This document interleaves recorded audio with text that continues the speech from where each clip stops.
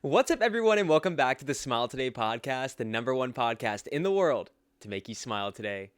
I'm your host, Jack Scalise, and today we have a powerful episode talking about these things, our phones, and how I am so guilty of this, but how I quite literally have a phone addiction.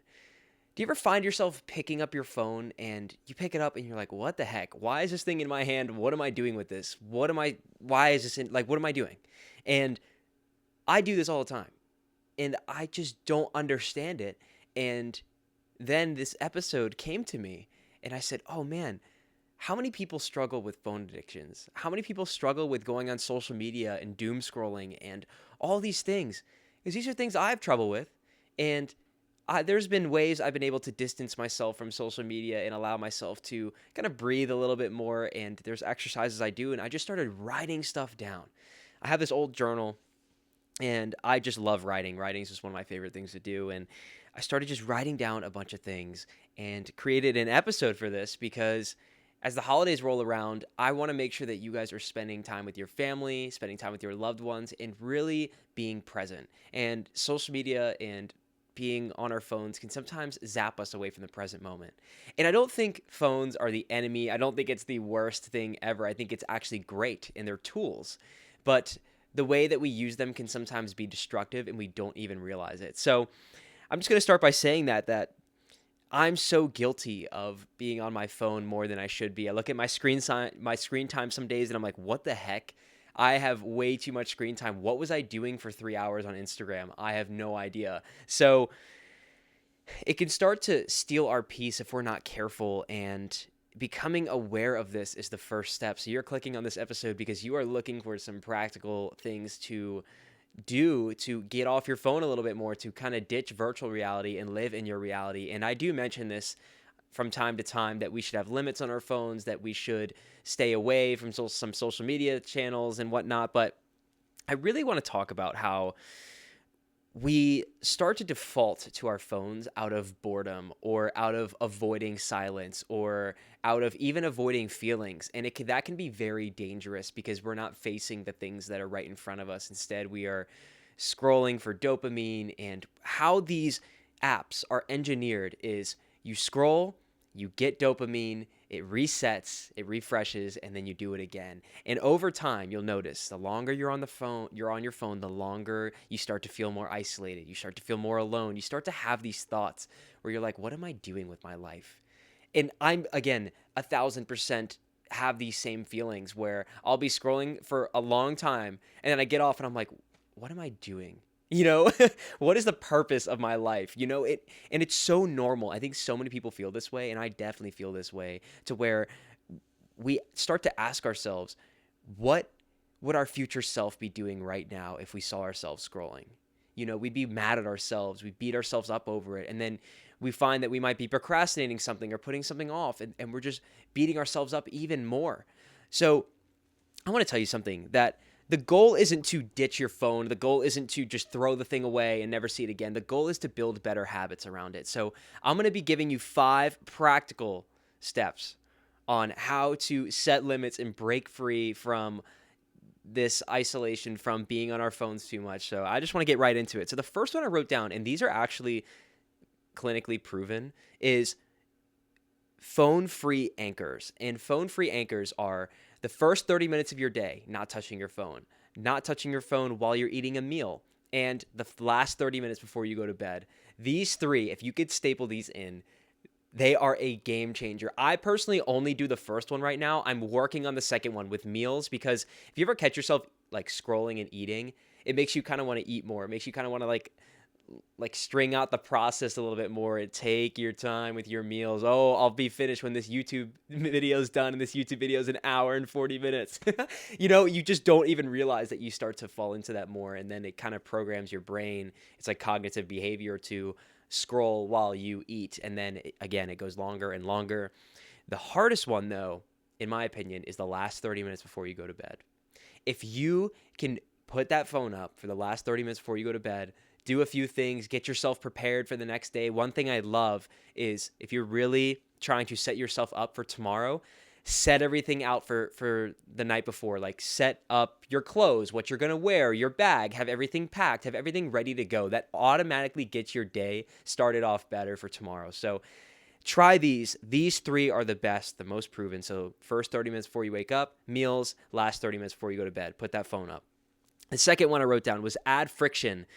One thing that I've saw a lot recently, I personally haven't done this. You could go in your settings and go under display, and you could turn your phone onto grayscale.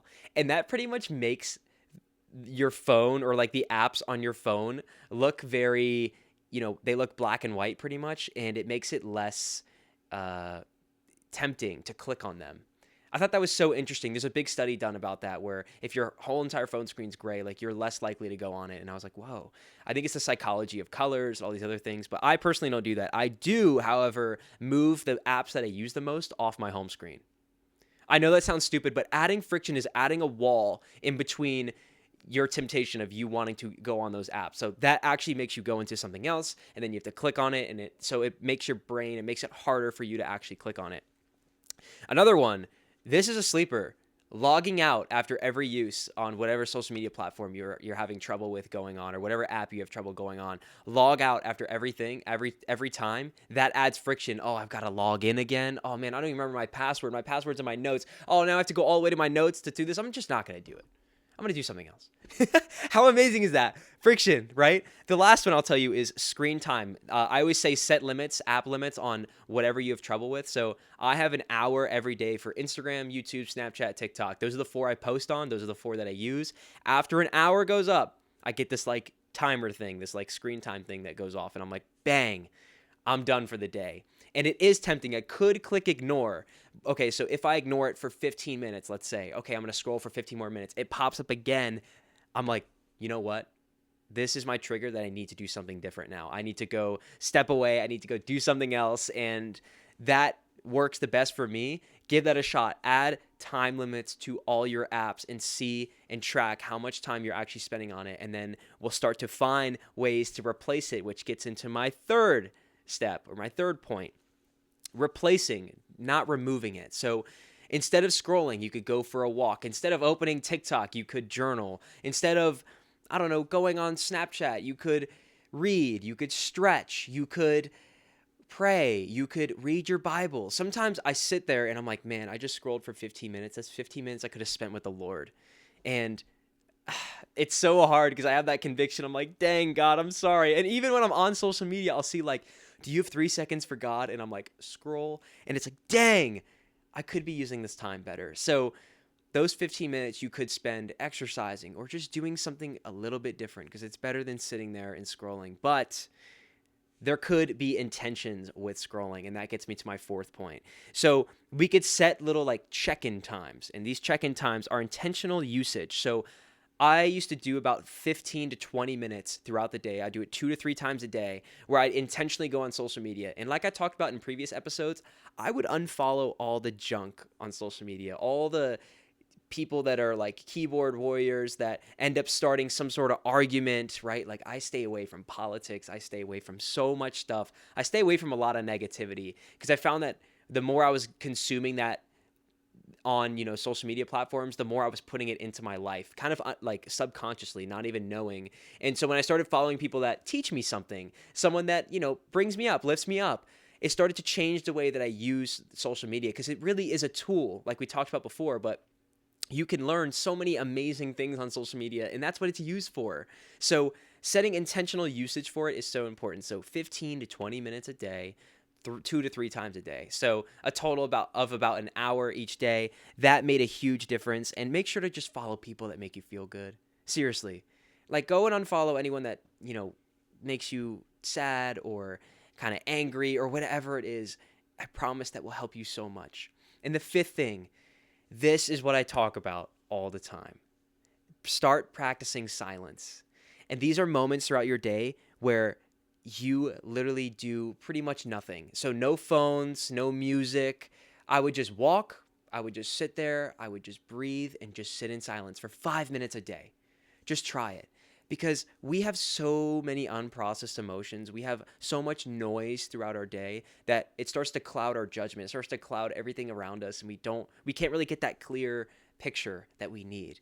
And so practicing silence is a skill, and it's something I've tried to do more and more and more, just to find these little gaps throughout my day to just get a little bit of silence. It could even be, in your car, driving to whatever location 5 minutes away, just sitting there in silence. It's so healthy for you. There's so many great benefits to sitting in silence. And I often think about Jesus.